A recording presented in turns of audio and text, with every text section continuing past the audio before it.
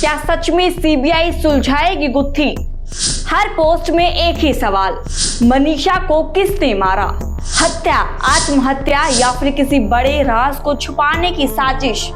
हर गली, हर नुक्कड़ पर एक ही आवाज, मनीषा को न्याय दो। बेटी का न्याय चाहिए।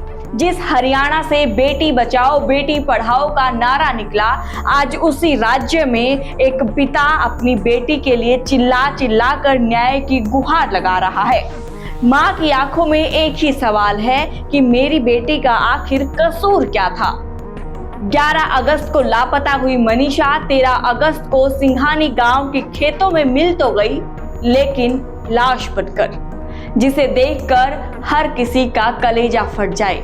गर्दन सिर्फ 2 इंच बची हुई थी, आंखें गायब थी और शरीर के कई अंग गायब थे। 14 अगस्त को परिवार ने शव लेने से इनकार किया और भिवानी के जिला अस्पताल में धरना प्रदर्शन शुरू हुआ। 15 अगस्त को परिवार ने फिर से पोस्टमार्टम की मांग उठाई। तब तक ये मामला नेशनल मीडिया में नहीं आया था, क्योंकि हर कोई स्वतंत्रता दिवस मना रहा था। लेकिन हरियाणा सरकार तक ये खबर जरूर पहुंच गई थी, जिस पर कार्रवाई करते हुए 16 अगस्त को भिवानी के एसपी का ट्रांसफर किया और कई पुलिसकर्मी हटा दिए गए। 17 अगस्त को भिवानी के लोगों की आवाजें फैलने लगी और देखते ही देखते पूरे हरियाणा में जगह जगह जस्टिस फॉर मनीषा के नारे लगने लगे और यही नारे अब नेशनल मीडिया और सरकार के कानों में गूंजने लगे थे।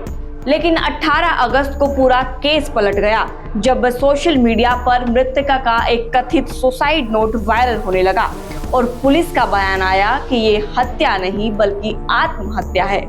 मनीषा ने कीटनाशक निगला, जिसकी वजह से उसकी मौत हुई। और रही बात शरीर के अंगों के ना होने की, तो उसे जंगली जानवर खा गई।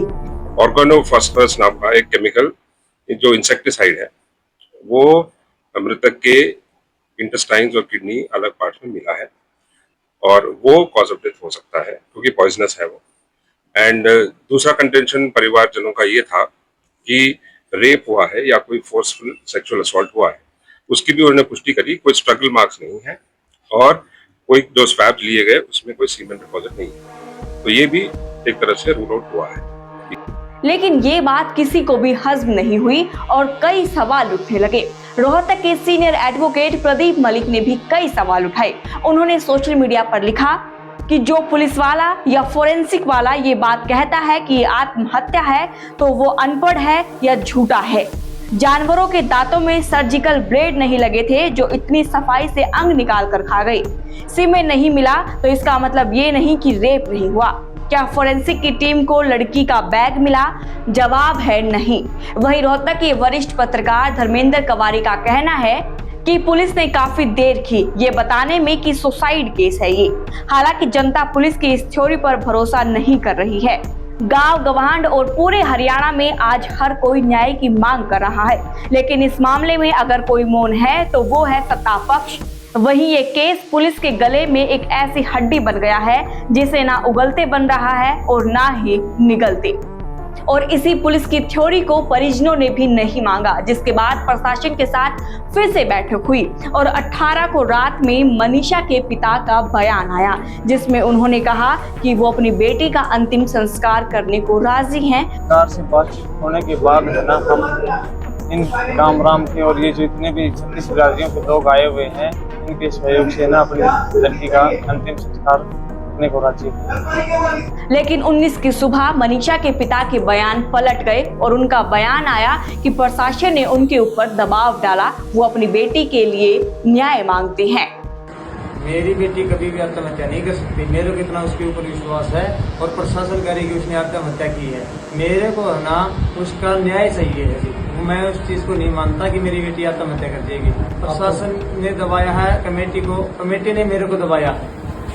जिसके बाद सड़कों पर जाम लगा दिए गए। महिलाएं डंडे लाठी लेकर सड़कों पर बैठ गई, पत्थर लगा दिए गए और पेड़ों को काटकर सड़क पर रख दिया गया।